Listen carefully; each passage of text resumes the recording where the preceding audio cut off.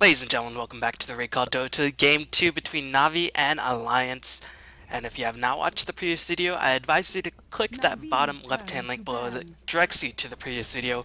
But, spoiler alert, Navi won, surprisingly, because they allowed Alliance to get many of their most powerful heroes, like Lone Druid, Phantom Assassin, and Magnus. So Navi managed to take it to Alliance and just overwhelm them by just bulldozing them down in the mid stages of the game. And overall, some really solid team play from Navi managed to overpower Alliance in the end. So we'll see if Alliance can recover, as this might be one of their first big tests after they won the G1 LAN finals in China. So we'll see if Alliance can recover. Navi, they decide to ban out the Chen, interestingly enough, because they want to get probably a more powerful hero with their first choice. And Alliance, we're going to see what they decide to ban with their opening phase, as Alliance, keep in mind, they do have the option to pick up two very powerful heroes right off the bat if they decide to ban some less powerful heroes, but then they will leave Navi open to getting a first pick really strong hero like something like a Wisp or a Barrier if Alliance choose to not ban out those heroes. And Alliance, they're going to ban out the Wisp, very standard opening ban. I expect that their second ban will be something like a Barrier. Navi might have to make a decision. They're going to ban out the Lone Druid, so they're leaving Magnus, Nature's Prophet, heroes that Alliance are very strong with left in the pool, so we'll see if Alliance can pick up some of those heroes in the early phases of the pick phase before Navi can get their grubby little claws all over those heroes. But Alliance, I'm fully expecting the Barrier ban right now, as I'm sure that they don't really want to face Dendy's Barrier, and instead they're going to ban out the Visage, so they're leaving a lot of strong heroes left in the pool. Navi going to snatch up the Barrier, but this will leave Alliance to get perhaps a Magnus and Furion combination if they want to choose to go for it, but we'll see, because if you do go for the Magnus opening, then you do leave yourself susceptible to a lot of more difficult mid lane matches, and Barrier does do pretty well against Magnus, not only in the mid lane, but also in teamfights, since he gets that immense amount of flying vision that can allow him to spot out Magnus before he can blink and get that RP off. So it might not be a Magnus game for Alliance, but I fully expect Alliance to try to focus their attentions on getting the nature spot for Admiral Bulldog, since Admiral Bulldog could not have the biggest impact in the last game, and his trademark heroes are Lone Druid and Nature's Prophet. His Clockwork and Bounty Hunter are very impressive, but those are really his bread and butter heroes if Alliance really want to win. And they're going to open up with the Lifestealer and the Rubik choice rather than getting the Nature's Prophet right off the bat. So Alliance managed to pick themselves up a really strong hard carry for Loda, a really strong mid-game carry. Lifesteal is, he's exceptionally powerful in all stages of the game, ridiculous trial hero, very strong in the mid-game, and also can scale quite well into the late stages of the game, but there is Lasso that can go through the rage if it comes down to a late game scenario, and Alliance deciding to pick up the Rubik rather than leaving it open for Navi to get the Rubik, so it seems like they placed very high priority on denying Navi the Rubik since it was one of their primary bans in the previous game. So Navi gonna pick up the Gyrocopter in response. We'll see if they decide to go for a Nature's Prophet, but I don't know. Dandy might play the bat or Funnick might play the bat, and if Funnick plays the bat, then they won't really have a proper lane and lane Nature's Prophet. So I feel like just right out the get-go, even though Navi did manage to pick up the Barrier, I do like Alliance's opening choices a bit more since it gives them a lot more versatility. But Barrier, of course, a very versatile laner. Gyrocopter will probably be played as a safe lane carry. I don't think Gyrocopter wants to challenge and lifesteal in a tri-lane versus tri-lane scenario, just because the lifestealer does have the rage that can just render that Rocket Barrage essentially useless. And Alliance gonna pick themselves up Nature's Prophet before Navi can ban it out in the second ban phase, which they most likely would have done. And Navi gonna get one of the supports in the form of the Shadow Demon. So Alliance right now, they have three strong heroes. They have Loda for Lifesteal, or Lifesteal for Loda. They have EGM most likely going to be playing the Rubik, and Nature's Prophet probably going to be handled by Admiral Bulldog. And meanwhile, Navi, I think they're going to do a defensive try, and Alliance, I have to imagine, even though they have the capacity to go offensive with the Rubik, you just want to play a bit more safe. So I think Alliance will probably go defensive, and if they go offensive, I'd be a bit surprised, since Shadow Demon does do some pretty strong counter initiation against Lifesteal, because keep in mind, in the early phases of the game, Rage doesn't really have the longest duration, so if Shadow Demon managed to get defensive disruption off in the early stages of the game, Rage won't really last through the duration of the defensive disruption, and you will be facing a lot of damage through the form of Rocket Barrage. So, I guess in the overall grand scheme of things, my pick predictions are completely off the mark. Apparently, I'm a terrible analyst. Or analyst. Whatever. But anyways, Navi gonna bin out mid solo heroes, recognizing that Alliance have yet to pick up a very strong mid just yet. So it looks like they're trying to ban out heroes the S4 would like to choose, and they're gonna ban out the Storm Spirit. Really worried about the Leicester, Storm Spirit, and Vest Bomb. Probably gonna see something like a Magnus ban as well, because Magnus does synergize very well with the Leicester. You can just skew in, blink in with the RP, and you can empower the Leicester to allow him to farm a lot quicker than you otherwise would be able to do. And also empowering Nature's Prophet when he teleports around the map does give him a great deal of damage in the split pushing game. Meanwhile, Alliance banned out a Nyx Assassin support, recognizing that it is one of Kuroki's favorite supports after Rubik, and they'll probably ban out other secondary supports as well. Maybe ban out Enchantress for Puppey, or decide to ban out other strong Kuroki supports, maybe force Puppey into the Shadow Demon. Or maybe force Puppey into the Enchantress if they don't decide to ban out the Enchantress. I'm not too sure what Alliance's game plans are in terms of ban out supports, but I guess they're just going to continue to do that. And Navi, since they do have the Barrier, they have a lot more versatility on how they can ban it out, because in Alliance, a little bit unsure whether this Barrier will be played as mid or in the off-lane position. So right now, they are sort of forced to ban supports. Meanwhile, Navi, they have a bit more flexibility, and if they want to pick up an unconventional mid and an unconventional off-lane hero, they can do just that. They can put Barrier mid, put some other random hero for Funnick in the off-lane, or switch it up, vice versa. So Alliance gonna probably have to forced to ban out more supports. They're going to ban out the Bounty Hunter, recognizing that he was a factor in Navi's victory, but I don't think he was the main factor. He just survived and allowed Navi to get a lot more mobility. And against a Lifestealer, you can sort of understand why Alliance is banning out the Bounty Hunter, because Lifestealer, he is a melee hero. He has to be up close interface. Even though he does build high mobility items, every bit of extra move speed that Navi has will just make it a lot more difficult for Lifestealer to actually hunt down and kill the heroes he's trying to focus. And Navi gonna run out their bans by banning out the Beastmaster, so they're leaving Magnus left in the pool. I think they're just inviting Alliance to take some of their strongest heroes. I'm not too sure why they're leaving Magnus in the pool. We'll see if Alliance falls for the bait, or not even a bait. We'll see if Alliance does decide to pick up Magnus for S4 once again. But if that is the case, then Barrett will most likely go in the mid lane position, since he does fare quite well against Magnus. And Navi gonna pick up Enchantress for Puppey, as yeah, that is going to be the defensive trial most likely for Navi. They do have Enchantress, who is a very strong offensive jungler, just because she can get a lot of creeps very early on and push down a tower.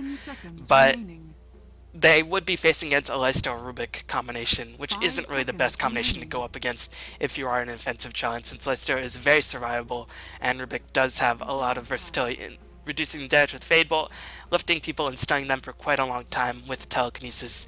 It's pretty annoying to go up against if you are an offensive trial. And Alliance ban out the Darkseer as well, so maybe they're predicting Barrier will go in the mid lane, and they might be forcing Navi to pick up some sort of mid. I'm not too sure what this overall game plan is, but so far for the drafts, Navi once again playing with a limited AoE lineup. The only form of AoE that they have is the Gyrocopter, but at least this time they have a way to deal with the Lifestealer. However, when it comes down to split push in the late stages of the game, Nature's Prophet might be able to overpower Navi, just because he'll be so difficult to catch without a lasso or without the Gyrocopter constantly killing the creep waves. And Alliance gonna pick up the Queen of Pain rather than going for the Magnus this time. Maybe predicting that Barrier will go mid, they're gonna get Queen of Pain, which overall beats Barrier in the mid lane matchup, and might force Barrier to go in the off lane for Funnick and then be restricted to the jungle in kind. So Queen of Pain is the choice, so he has the Blink Sonic Wave. Overall, very strong lane dominator, and scales reasonably well. Of course, she does want to get out to a really strong start, and if she doesn't get out to that good start, then her effect does wane, but she does remain relevant, assuming she can keep up with the farm, assuming she doesn't dive, because she will be able to farm up that Hex no matter what. But Navi gonna take their time. Will it be a mid? Will it be an offlane hero? I'm more inclined to believe that it will be, I guess, a mid, but a lot of mids were banned out by Navi, so clever drafting by Alliance thus far, as mids and offlanes are both banned out in the second phase. And interesting enough, Navi feared the Beastmaster more than the Queen of Pain. So Navi gonna pick up the Windrunner. This could be either offlane or mid lane, since Identity does play a pretty strong Windrunner. but Funnick could potentially take that Windrunner to the off lane, and Windrunner vs Lifestealer is a decent matchup, providing of course that Windrunner does not get lifted into the air while Windrun is going down. But Open Wounds does make Windrun a lot less effective, so I don't know. I think this will probably be a mid lane Windrunner, and Barretter will have to be relegated to the jungle. And if that's the case, then Queen of Pain versus Windrunner. I'm not too sure who I favor in that matchup. I have to think that's relatively even, maybe slightly in Queen of Pain's favor, because her nuke can hit more reliably than something like a power shot, which can be dodged. But Windrunner can just go up and try to physically out-harass the Queen of Pain. Keep in mind, Windrunner's base attack time is 1.5, which is amongst the lowest in the game for ranged heroes, so she can actually get a lot more attacks off per period of time than other heroes in the game. And meanwhile, Alliance is going to fortify their support backline with the Keeper of the Light choice. And yeah, it is going to be a Dendy Windrunner, and Funnick will be taking that battle right to the jungle, I have to imagine, since Rubik, Keeper of the Light, and Loda is not showing that Funnick wants to face up against. So overall, I'm not too sure who I favor in this matchup. I think, once again, Navi might be in a bit of trouble in the late game because Nature's Prophet doesn't really have... They don't really have an answer for the Nature's Prophet split pushing. They don't really have a reliable force of AoE that can stop him in his tracks. They have the Batrider Lasso, but... I mean, that does have a reasonably long cooldown.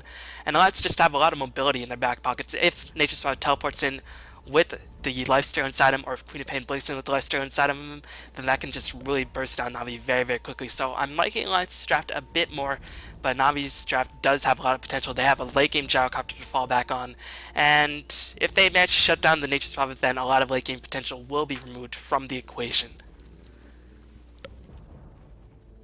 So, looks like a Treant is going to be used to scout as well as try to get the pull. That Treant was way too early to get a pull off, but now we're just going to clean up, get themselves 5 experience, and wasting a bit of mana in the meantime.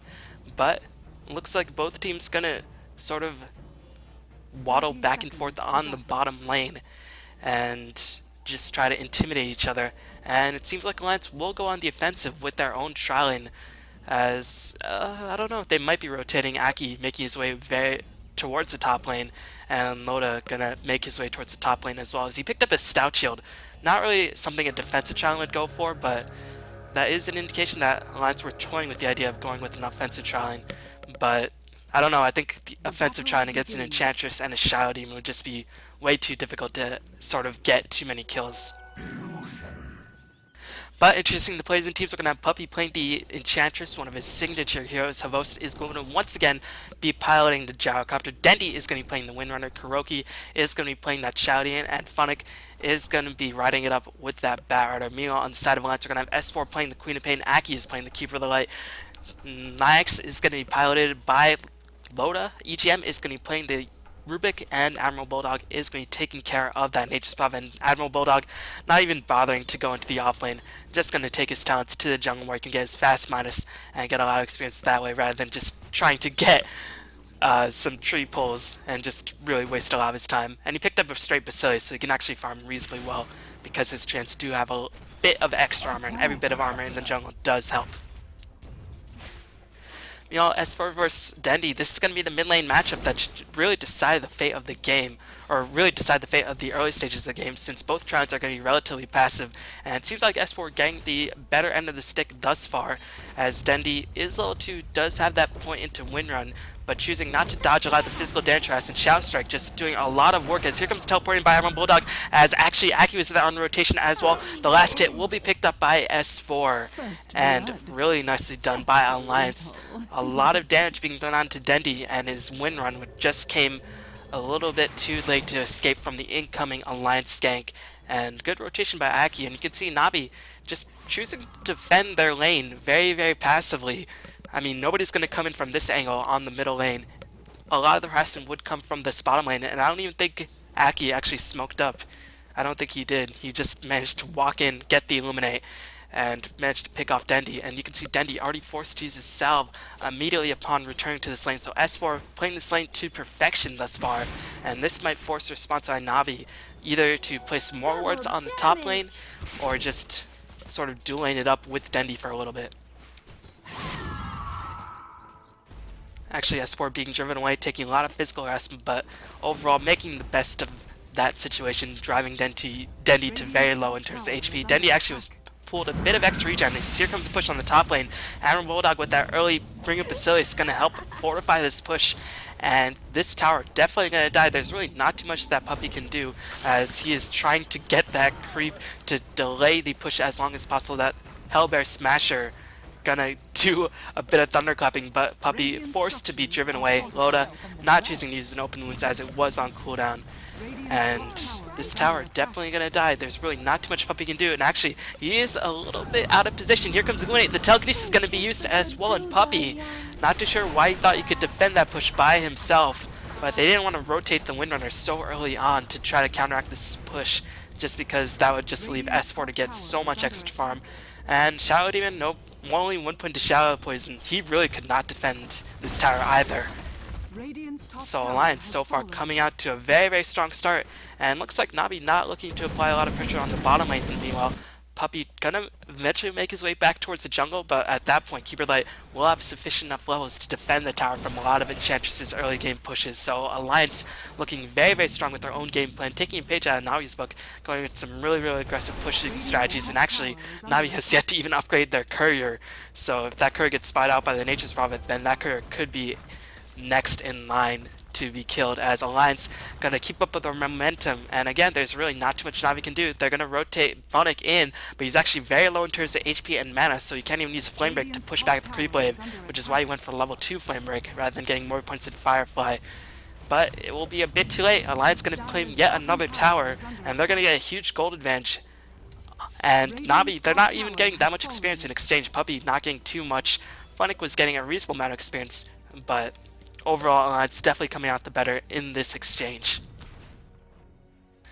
But Dendi will pick up a haste rune on the bottom lane, the courier just constantly being microed out of sight of Alliance, so that Alliance can't get that extra bit of gold.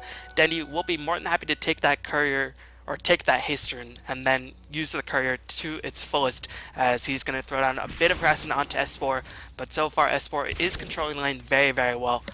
22-6 compared to 19-3. It's really not too big of a difference, but that early game kill gives Queen of Pain that slight bit of experience advantage, and she will hit level 6 faster than Dendi.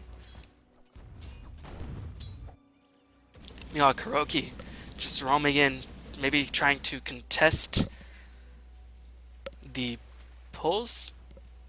I'm not too sure why he roamed in so far. He didn't place any wards, as meanwhile Dendi forced the channel of power shot as S4 blinked in very, very aggressively, or maneuvered himself very aggressively, then blinked out to safety before he could take any extra power shot damages. Meanwhile, Admiral Bulldog will be there to defend the bottom tower. If this tower gets denied, that will be a huge loss for Navi, and Admiral Bulldog does manage to get the deny. Havost worked on the tower for such a long time, and Navi not looking that strong in the early game. But still, once they get the Blink Dagger up in the barrier, they will have a lot easier times in terms of initiating, and Alliance will have to watch their movement. Meanwhile, Kuroki picked up that second point to Shadow Poison in order to perhaps combat the early game pushes, also to get himself some neutral camps if they are stacked up. As S4 once again going to work on Dendi, but Dendi mitigating a lot of the harassment on the back of Windrun. Only has 1 point to that, but that should be enough, as S4 gonna get netted, walked up the cliff and did not have vision. S4, fortunately for him, blinks away from the shackle shot. Sonic Wave will be used on Dendi. Dendi will die to one last right click by S4, and man, now you misplayed their hands by just a bit. S4, does he have enough mana to actually blink away? He does, and he will blink away successfully, but meanwhile, all the while, Bulldog was picked off. Vos chasing and trying to kill off Aki, but he will most certainly die in exchange. He's trying to get away from the trees. It looks like he's just going to feed his kill towards the Keeper Light rather than letting Loda pick up the kill. I'm not too sure if that Keeper Light kill was worth it for Havost, as I think he went in way too deeply.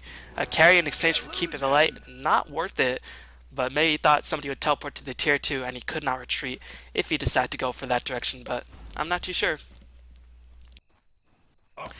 But all things considered, Havost managed to pick himself up a nice chunk of change on the back of this kill. It'll be interesting to see what enemy goes for. I don't think he wants to go for as many early game teamfights, since there is a lot of burst damage and a lot of mobility on Savalance. I think this will probably be a Shadow Blade Gyrocopter just so he can split push and try to get some map control back for his team, because right now his team is struggling by a fair amount. And S4 just playing that mid lane beautifully. Dendi has managed to surpass him in the CS charts, but S4 has managed to pick up 2 kills and has not yet died, so he is commanding this lane very, very nicely. He has the treads as well as the no talisman.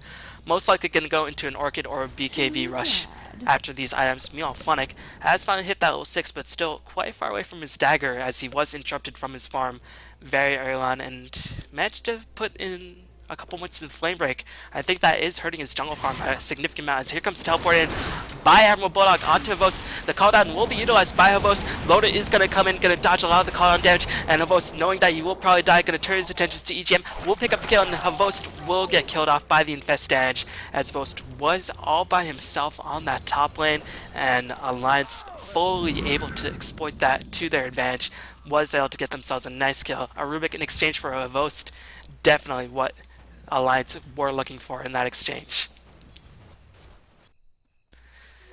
But yeah, Funnick, his skill build, not really the optimal jungling build. I think this is more of a panic measure by Funnick, just saying, oh crap, they're pushing our top lane super hard, they might rotate and push our bottom lane as well. So Flame Break, since it's such a long range spell and does a significant amount of damage, can be used with relative safety, as S4 will get a nicely targeted Scream of Pain, manages to hit Funnick on just the tip as the Lord manages to sky out Funnick's movement. S4 will get lassoed. Do they have enough damage to actually kill off S4? Fable will be used as Funnick going to take a lot of damage, but S4 does die to Puppy's chain stuns. And meanwhile, EGM going to get pursued. Will get a second stack of Shadow Poison on him? No, it does just barely with Funnick flying overhead the Flame Break. Gonna just barely get enough damage onto the Rubik, as Croaky was able to pick up the kill. So that third point of Flame Break, or fourth point of Flame Break, no, third point, because he just managed to hit that level 7, really helped out Funnick in that exchange, but that definitely slowed down his jungle farm by a significant amount. And actually, Funnick chose to pick up Tranquils and Bottle rather than going for that Blink Dagger rush, so his Blink Dagger will be severely delayed for a jungle Barrett who was not really contested whatsoever. So I'm not too sure about Funnick's Barrett to play thus far, but still 0-0-2. If he can get that dagger up by around 12 to 13 minutes, it will still have a very, very huge impact, as actually he is going to farm the bottom lane rather than going back into the jungle, recognizing that his build is not really the most conducive to farming up huge waves of jungle creeps. But as a result, Havos does not really have anywhere to farm, as his farm has been slowed down quite significantly, as Loda has managed to surpass him in terms of CS. Did go for the Hand of Midas build, which Loda has been shying away from for quite a bit, but decided to get it, as I think Loda wants to get a lot of experience. The attack speed very good on Lifestealer, and the extra gold definitely won't hurt. So all these items do make Hand of Midas a pretty strong item, and we'll see how well Loda can utilize these experience boost, if he can overpower Navi single-handedly in the mid stages of the game, as Dendi gonna do some counter warding. And Navi gonna play an Observer Ward so they can constantly have vision in the middle lane for incoming ganks onto Dendi. They really want Dendi to get his farm rolling, as he only has a null talisman as well as a phase boots. And I'll have to see what Dendi decides to go for. Usually Windrunner in the offlane position does like to go for the standard phase boots mech 4-staff build, but Dendi's Windrunner likes to go for 4-staff Blink Dagger just to position the shackle shots. But in this game, you're going to be facing a Leicester who has that rage, and Queen of Pain will most likely get a BKB sooner rather than later. And we are going to see a teleport in. The shackle shot does hit on EGM. Enchant will be used. EGM definitely going to die. The impetus will be enough damage to secure the kill. Funnick going to take a bit of damage from the Wrath of Nature, but overall, nice gank by Navi, managing to get themselves a free Rubik kill, not using any big spells in that process. But meanwhile, Havos was killed off by a mass gank train on the bottom lane, and Havos' farm has really been slowed down by quite a bit. Admiral Bulldog with the Midas is going to be well on his way towards out-farming Havos, and Loda definitely going to be out-farming Havos at this rate. So the Gyrocopter, which is pretty much Navi's sole hope in terms of maneuvering themselves to win the late stages of the game, just being kept down so hard, and in exchange Navi, all they're getting are supports. They're not getting any key kills on S4 or on Loda or on Admiral Bulldog. And Loda gonna try to work his way towards the drums, is gonna have it very, very soon, as EGM managed to steal the power shot, so a pretty long range risk-free nuke means that EGM can probably stay a bit further back as he makes that cute arrow staff animation. Navi gonna camp the top rune. The rune gonna spawn on the bottom side of the map, and it will be a double danger. And Funnick gonna eagerly snatch it up. And I think he did see Bulldog, but recognized that his Firefly was perhaps gonna time out. No, I guess it wasn't, but perhaps felt like he couldn't get the kill as quickly as he might have been able to before Alliance could reinforce Bulldog. And Bulldog just gonna go back to the jungle, and he is farming ridiculously well. Probably going to go the standard Shadow Blade into Hex or Orchid build, and just go for a lot of split pushing.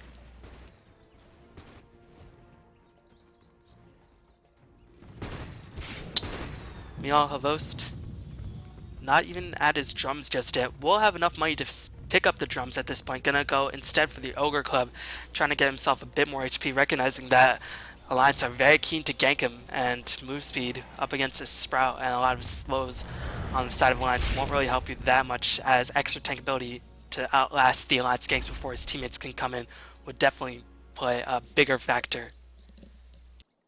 And also, keep in mind that nothing on the side of Alliance goes through BKB other than right-click damage. So once Gyrocopter picks up the BKB, he will be immune to a lot of the damage that is coming in from Alliance, whether it be the Queen of Pain damage, the Illuminate, or even the Infest damage would do quite a number, as Funnick gonna get ganked on the bottom lane, and this global presence that Alliance has managed to put up has just been really keeping down Navi, as Alliance have managed to take a kill lead, and they have been able to hang on to most of their towers, as EGM might be in a bit of trouble. No, just once again gonna use that power shot risk-free for the most part, and defend the middle lane valiantly.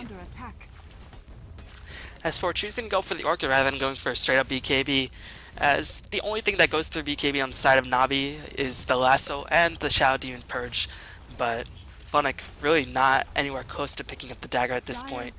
Well, he's getting there, but still. S4 might be able to outlast a lot of the damage with his Strength Dreads, and the Shadow Blade has been finished by Bulldog, and now he's going to be able to split push a lot more effectively. And meanwhile, S4 does manage to secure himself up a tower kill on the bottom lane, so that will definitely go a long way in terms of boosting up his Orchid gold. You know, the Troll trying to drive away Alliance single-handedly does manage to get a net off, and Denny looking for a shackle shot angle. Unfortunately, good positioning by S4, managed to walk a bit further than Denny was anticipating. Flamebreak will be used to drive S4 back, as S4 going to be on Troll, does drop the Sonic Wave. Will he buy back to get himself back into the fray of things, as the Lasso does go on to Loda, but immediately gets killed off, so the Lasso only lasts for about 0.5 seconds. A nice shackle shot by Denny will cover Navi's retreat, as EGM will manage to steal Power Shot yet again, I do believe. Did he steal Shackle Shot? No, it was Power Shot, so Navi will be able to escape successfully, but once again trading Barrier for the Queen of Pain. I don't think S4 will mind too much, since that is further delaying Funnick's Blink Dagger, and the later Funnick gets his Blink Dagger means the easier it will be for Alliance to actually kill the Barrier, but EGM gonna get himself Shackle Shotted while he's attempting to retreat, and will end up paying the price, as Bulldog looks like he's trying to get a kill on Vost, is going to position himself very sneakily in the jungle, waiting for his Shadow Blade cooldown most likely, and Vost might be in for a very bad time. Does manage to get the teleport, and Bulldog will spy out Vost. Here comes the Infest, and Vost never really knew what hit him. And I'll tell you what hit him, it was a Leicester and a Lone Druid, or a Nature's Prophet. And Vost is just not having a good time thus far. His farm has really been shut down. You know, Aki making his way towards a mechanism, and that was the thing I was going to comment for Navi. Where's the mechanism going to come from? As it looks like it's going to be for Puppy, as he is only about 380 gold from finishing that up.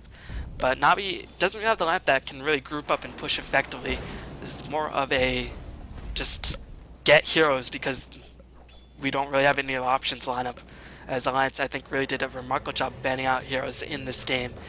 And I'm not really too sure where I see the synergy in Navi's lineup. It's a gank lineup, but it doesn't really have enough damage to kill off heroes very quickly. But we'll see if that turns around. The Funnick starting to actually make his way towards the dagger. If he picks it up in the next couple of moments, then that could be utilized to get Navi a bit of map control. And Funnick actually getting close to that level 11, so having that 70-second cooldown on the Lasso will be very beneficial, as it will be up pretty much every minute. So Alliance will have to watch the positioning. But Loda just constantly farming away, gonna go for the armlet, having already finished the phase, drums, and Midas. And checking out the gold and experience graph, Alliance do have a hefty gold advantage. Bulldog once again going to teleport in on the bottom lane, but Vost, recognizing that something is up, gonna immediately try to get back towards the team, but here comes the open wounds, and the Infest as most once again gonna fall. S4 trying to get himself a last hit and did manage his Sonic Wave, hitting Havost square in the chin. Loda just gonna teleport on out of there. The Shackle Shot will land on Loda, and Loda will end up dying for the Gyrocopter, but I think Alliance will be comfortable with the trade as Alliance S4 just sieging for the high ground, but does manage to get himself lassoed.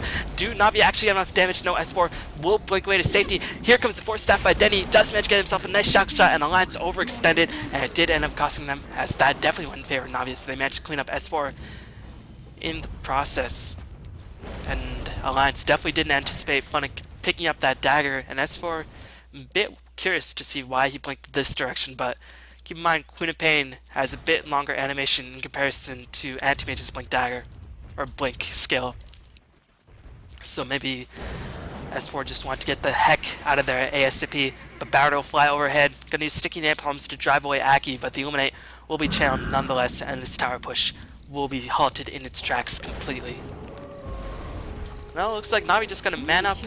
They're gonna utilize the fact that tier 1 towers do not get backdoor regen to do as much damage as possible, but Alliances fully respond, and I think they're gonna have to back off right now since they are actually pretty low in terms of mana, and we are gonna see the retreat of Navi. Shackle Shot will miss on Dendi as EGM did manage to steal himself a very nice spell. Loda going in has already used a lot of his rage timer as Puppy does manage to take a full Illuminate right to the chin.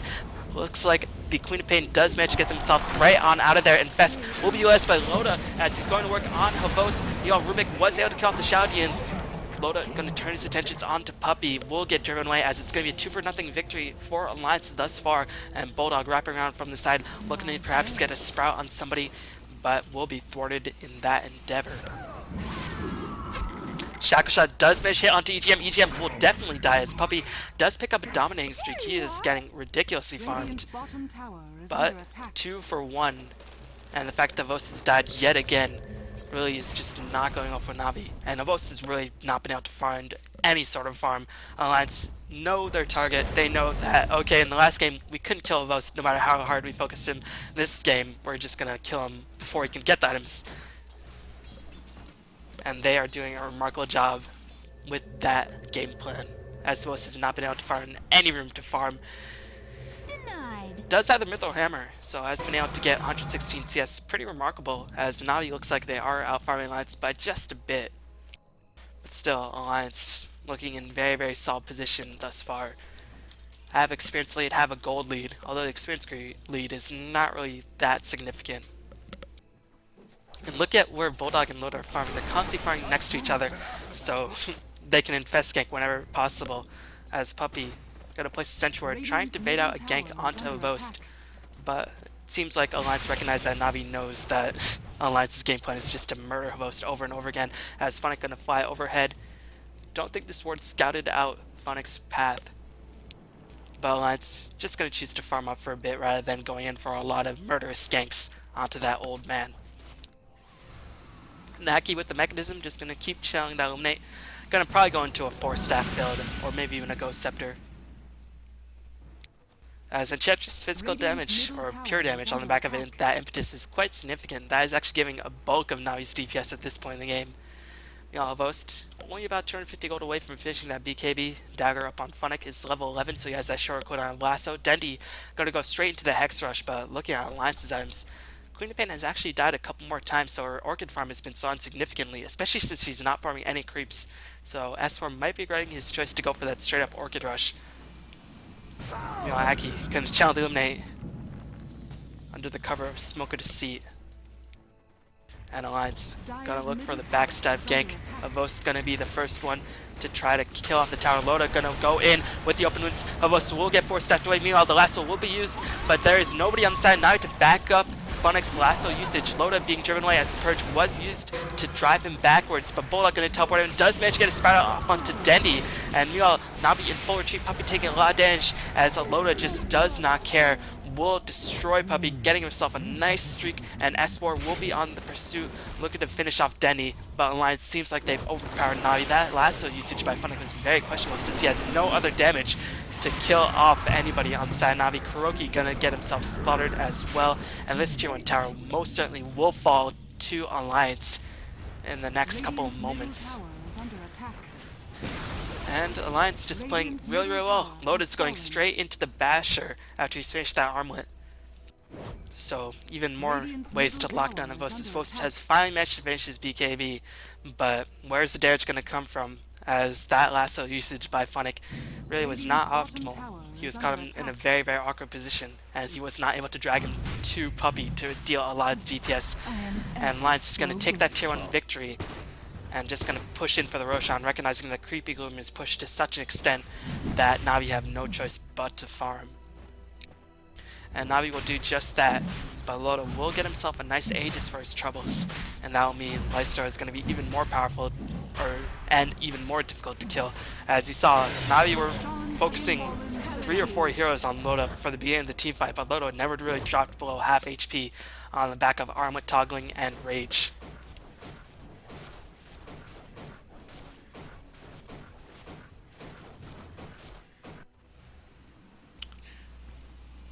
Meanwhile, Navi might be able to kill off the tier 1 tower finally. No, Illuminate once again gonna thwart that effort. And actually the tower has managed to make itself into deny range, so Navi gonna have to make their moves, as this might be a bit of a Mexican standoff.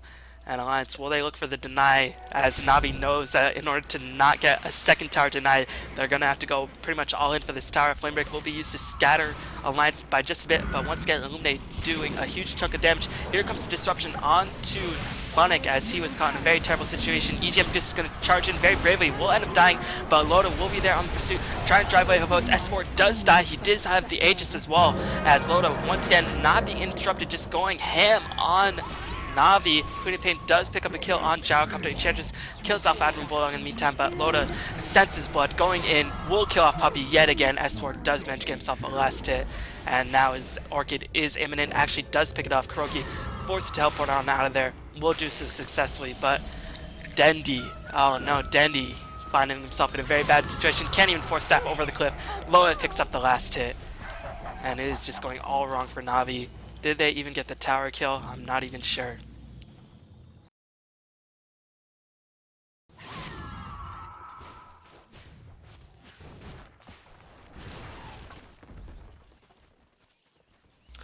Nope, I don't even know if Navi got the last hit on the tower. I'm gonna guess that they didn't. And they definitely paid the price, as they fought a Queen of Pain with an Aegis, and Loda when he's at his peak. And BKB Gyrocopter, when he has basically no damage outside his magical DPS at 24 minutes in the game, just won't cut it, as Loda will be able to help secure a tower. We'll have to run the heck out of there, but gonna use his phase boots as well as the increased move speed that Drums gives him to just jet pack out of there, and Gyrocopter wishes he had those sorts of jet packs. Gonna farm an ancient stack in the meanwhile. And Navi, they're slowly being pushed into a corner, as Alliance not really being placing too many aggressive wards, as I guess they have no real intentions of ganking Navi in their jungle. They're just going to rely on Bulldog split pushing to give them all the map control they possibly need. And Bulldog, if he wants it, he will have the Hex. And suddenly, Navi's options are getting more and more limited. This Barret really not doing too much. Kuroki, actually relatively farmed, did pick up a Ghost Scepter. And here comes Bulldog's Hex, as he is going to have it at this very moment. And Avos just trying to clear out as many jungle creeps as he possibly can. Will be able to get himself a healthy chunk of change, but still he's very, very far behind. Checking out the net worth, you can see Gyrocopter being eclipsed by Nature's Prophet and Leicester in excess of 3,000 to 4,000 gold. And meanwhile, Alliance have only to claim one more tier 2 tower before they can knock on Navi's base, but likely they'll probably slow play it for a bit, trying to get their map control back and maybe wait for the Queen of Pain BKB. But the Aegis will be a long time in terms of respawning, and against the Gyrocopter you do want to end the game sooner rather than later, because you never really want to give Navi the option to go into the Rapier, even though they do have an immense advantage at this point. Alliance, that is. We all checking out the items on Navi. Helmet Dominator was used by Havos just to stack more Ancients. Denny's still far away from the Hex. This Winner really not been able to contribute that much. That's just sort of the deal with Winner, as actually the Alliance Ward, I think, caught the after image of the smoke. That smoke does have a very, very big AoE. And Alliance, they are retreating accordingly. They know Navi's smoked up, and they are getting the heck out of there, as though, although Aki who might not have gotten the message, and now he is going to back off accordingly. And yes, Alliance are fully aware of the smoke gank. And meanwhile, S4 is just going to farm the jungle in the meanwhile. Loda going to pause the game. Somebody probably disconnected, as Loda 3.1k gold in the bank. Probably going to go towards a AC in order to help break the base, or maybe finish his Abyssal Blade before getting something like a heart. Because, I mean, more damage is always better, and that extra bit of armor will help quite a bit against the Gyrocopter's flat cannon damage. As for making his way towards the BKB, Keeper is ridiculously farmed, has Mechanism as well as a Vitality booster, so choosing to forego the Force Staff in exchange for a bit of extra HP, as S4 just going to walk away with the Invisibility and recognizing that Navi does not have a gem, and relying on the fact that he hopes Navi doesn't have any sort of Sentry. Kuroki gonna get assaulted. Will use the Ghost Scepter as well. Will pop his BKB. This will be the engage for Navi as they do manage to get a really nice call down. We'll be able to pick up a kill onto EGM. Mia Sonic Wave will hit a multitude of different heroes. Keep Light was killed as well. Mia Bulldog being forced away. S4 blinking back and forth. We'll be able to finish off Kuroki. Where is Loda? That is the question. And looks like Queen of Pain was slaughtered, so Navi taking good teamfight on the back of a shackle. Loda being driven away, does not want to lose his streak, and will be fortunate to escape that terrible, terrible situation. So Navi winning that team fight. Very, very nice fight for Navi, as the managed to kill off the supports at the beginning of the fight. EGM was not able to contribute anything to that engagement whatsoever. And Keeper of the Light, he used his mechanism, but only for himself, as he was brought down to very low HP. And Navi looking like they're on the verge of a comeback, but keep in mind, Bulldog still farming away, has 2100 gold in the bank. We'll see if he goes for the Desolator build, or if he decides to go for, I don't know, maybe an Orchid or a Daedalus. Anything is possible. Come! Meanwhile, I thought I saw a gem. Actually, it looks like it's on Alliances. Yes, Loda has a gem now. So they want to just do some de-warding at this point, I guess. Nobody on the side of Navi has any intentions of going for invisibility. And Avos just continue to farm away. We'll probably go into a MKB. Doesn't really want to risk the butterfly, knowing that Loda is still very far ahead of him, and they were not able to kill Loda in the last gadget, so he was not forced to use a lot of his gold. But Abyssal Blade will be finished by Loda, as now he has a way to pierce through that Gyrocopter BKB finally, as that BKB essentially meant that Gyrocopter was immune to the majority of Alliance's DPS outside of Loda. You know, S4 farming on the bottom lane, still trying to make his way towards the BKB. He has died quite a number of times, but Dendy's been landing some really solid shackle shots. Unfortunately, Dendy has just not been able to find too much CS. I mean, he is 4th in the game, but still, dying 3 times and not having too many tower kills to his names means that Dendy's Hex will be heavily delayed. And Alliance, recognizing that, okay, Navi can still win teamfights, just gonna play it safe and wait for the next Roshan, and they will definitely have the advantage. Not only are they dire, they also have the Nature's Prophet constantly pushing out creep waves, and that'll just make it incredibly difficult for Navi to actually get to the point where they can challenge Alliance in the Roshan area. But yeah, Aki, might he go for Rod of Atos? That is definitely a possibility, although this could be a Vitality booster just for the sake of getting himself a bit of extra HP, but no, that is a Rod of Atos being finished for the Keeper of the Light, probably to be used on Funnick when he blinks in, as slowing down the Bat Rider, considering he does not have a Force Staff, will be very, very useful in terms of shutting down Bat Rider's form of engagement. Funnick still far away from any sort of major items. Denny looks like he secured himself Mystic Staff rather than saving for buyback. I don't know if this is the right choice, considering Roshan's going to be spawning relatively soon, but it is going to respawn in about 2.5 minutes, maybe 1.5 minutes, so maybe Denny can find like 875 gold and have the finish Hex before the next Roshan, although I do find that unlikely, considering Navi just not farming any lane creeps, only farming the jungle, and Denny not farming anything, leaving the majority of the farm to Havost. Meanwhile, Havost saving up a lot of gold, really needs some sort of damage. 180 or 198 damage at this point in the game just won't cut it against the ridiculous power of Alliance. Checking out the gold and experience graph, Navi managed to make a bit of a deficit, but they are still drastically behind in both gold and experience. And the Midas is definitely playing a huge role in keeping Alliance ahead by such a huge margin.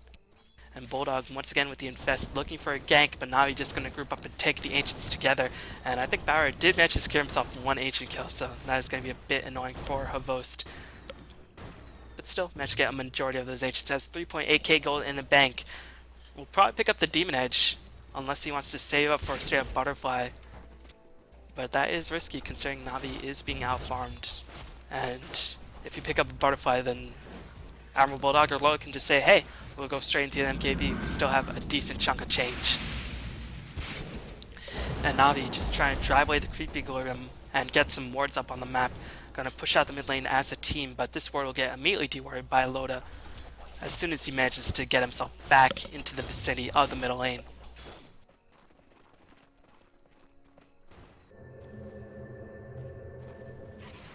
Meanwhile, S4 still yet to farm that BKB. Again, his CS has been slowed down tremendously, and he has been dying a reasonable amount in these engagements, but Navi forced to back off. The creep wave is being pushed on the top lane. Bulldog threatening the tier 2 on the bottom lane and just hiding out in the forest, and meanwhile very scared of being ganked because currently Alliance have no idea where Navi actually is, as Havost will reveal himself in the middle lane yet again. Has picked up the Demon Edge, so he will have buyback for the Roshan fight, but meanwhile Alliance going to smoke up, perhaps looking for a sneaky Roshan. Loda is making his way towards that pit. Bottom tower is under attack. Meanwhile, Navi actually blocked the further ancient stacks by Alliance, and Navi seem to have an idea that Alliance is there. They might hear Roshan hitting the targets as the top or the bottom tower is being assaulted by the creeps. And Alliance once again positioning themselves very nicely, do have an advantage in the terrain for this next Roshan engagement. Bulldog is just going to teleport himself back to the top lane and threaten the tier 3 tower rather than going for the tier 2. And Navi just in a very precarious situation at this point, really unsure what they should do. And I think they're going to be forced to retreat. Bulldog is just going to keep pushing unless Navi does retreat. And I don't think Navi had the means to break down this tier 3 tower just yet. Queen of Pain kills off the bottom tier 2 tower, and Bulldog just going unhindered on this top lane tier 3. And actually the tower is going to be brought to around 1/3 HP, actually a little bit below. Dust will be used as Bulldog manages to escape to a very nice position as Dandy just managed to spot him out. I guess he was just out of range for the vision, as it was nighttime and Firefly was utilized a bit too late by Funnick. He did not teleport as quickly as Dandy could have, and that is going to allow Alliance to get themselves into a good position for Roshan. But all the while, Navi making their way towards the pit as well, recognizing that, okay, if Alliance take this Roshan, that is going to give them such a huge advantage. And Alliance going to back off for now, but we might see an imminent teleport by Admiral Bulldog very soon. I am in your debt. Urn forced onto Dandy as once again both teams dancing back and forth. Any major items being picked up in the meanwhile.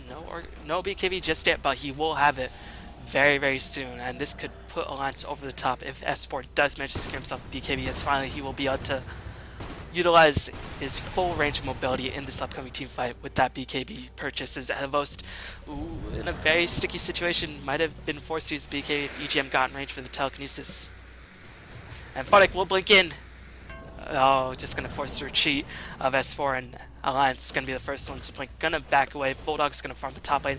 Has picked up a Crystallis, and S4 going to have that BK delivered towards him. And Navi, recognizing the Bulldog has teleported himself to the top lane, and recognizing that he doesn't have a teleport scroll, gonna look for the engagement. EGM gonna get shackled, but does not manage to latch onto anything. Loda gonna be netted nicely, microed by Puppy. S4 gonna get a really strong initiation onto Funnick, and meanwhile the Orchid damage will be dispelled. All the while Havost was killed off. Lasso will be used, but where's the damage gonna go onto S4?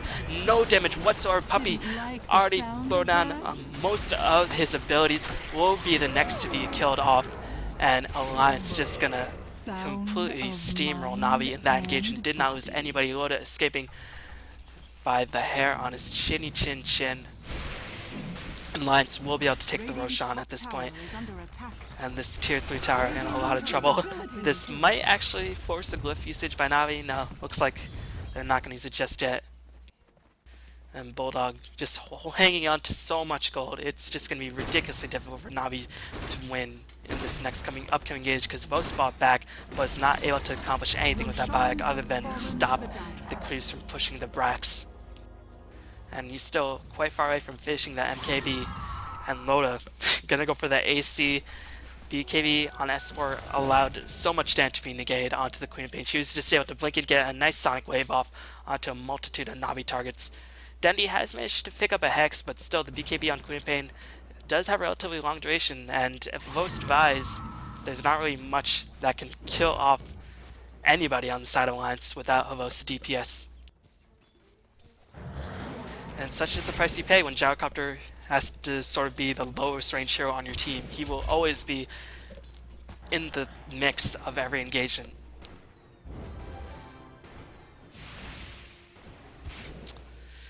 This is the gold graph and experience graph taking huge swing in favor of Alliance, bordering on over 20k experience advantage and almost 20k gold advantage.